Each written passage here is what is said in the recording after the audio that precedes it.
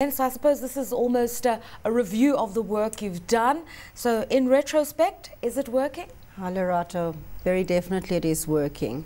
The challenges are still there, especially in light of our SMEs facing huge challenges with regard to the economic downturns, the struggles.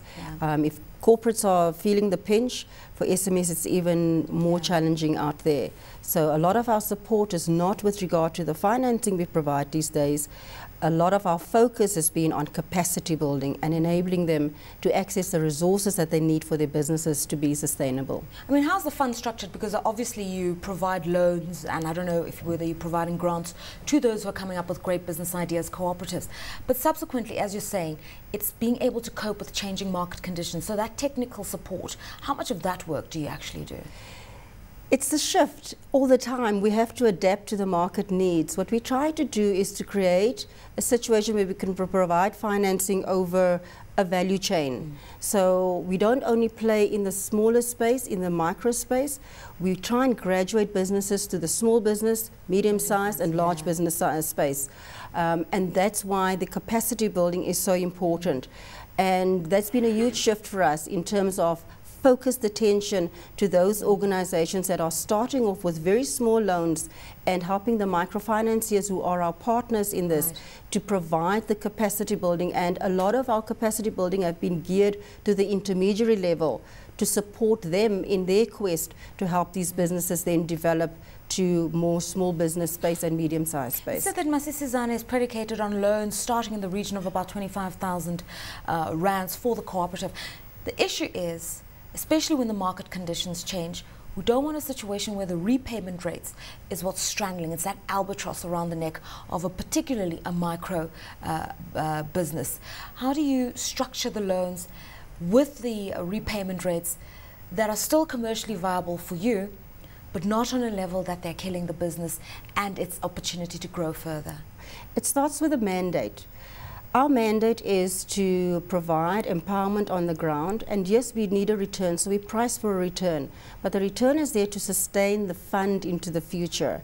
So we don't luckily, we don't have to provide a profit margin to Old Mutual shareholders. It's not money that will ever return to Old Mutual. So our objective is to keep the fund going and be sustainable for as long as we possibly can. But primarily our focus is on enabling those enterprises to be sustainable in the long run.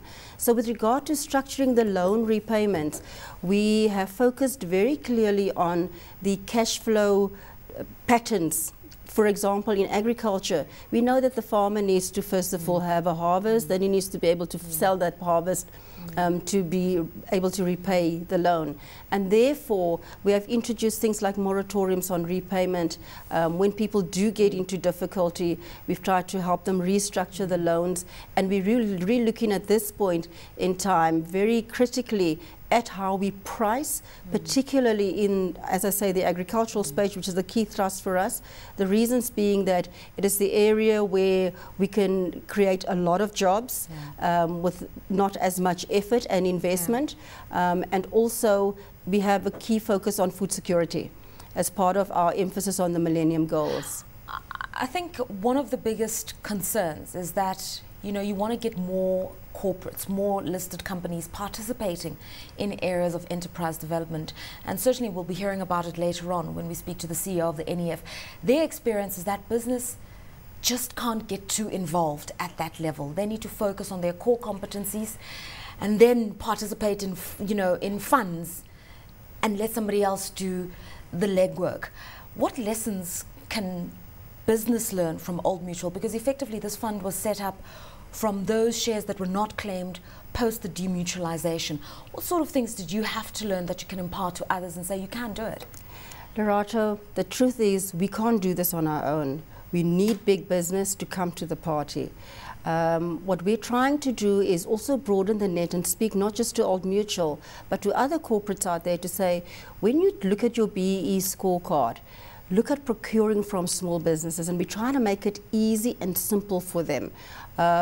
In most of the areas where we work, we have an advantage in that we have an open door with many of the retailers, and it's easier for me to go and talk to a retailer about taking product in-house, and we help the small business owner to be able to get to the point where they can deliver to the capacity and the quality that is required.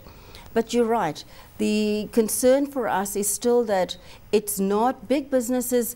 First primary obligation is towards their shareholders, whereas we're focusing on the smaller player that will get to the point eventually where they will have shareholders to focus on. But for now, they're only focusing on the cooperative members, and very often the returns that those businesses are generating isn't even enough to pay all the cooperative members.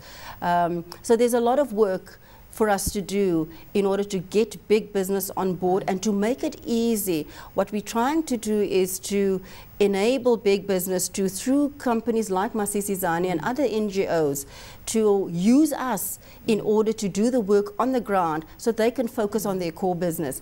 Enterprise development spend is there, and we are gearing ourselves to be able to grow our business, but also focus on putting out a capacity in the market that would enable big business to make a contribution.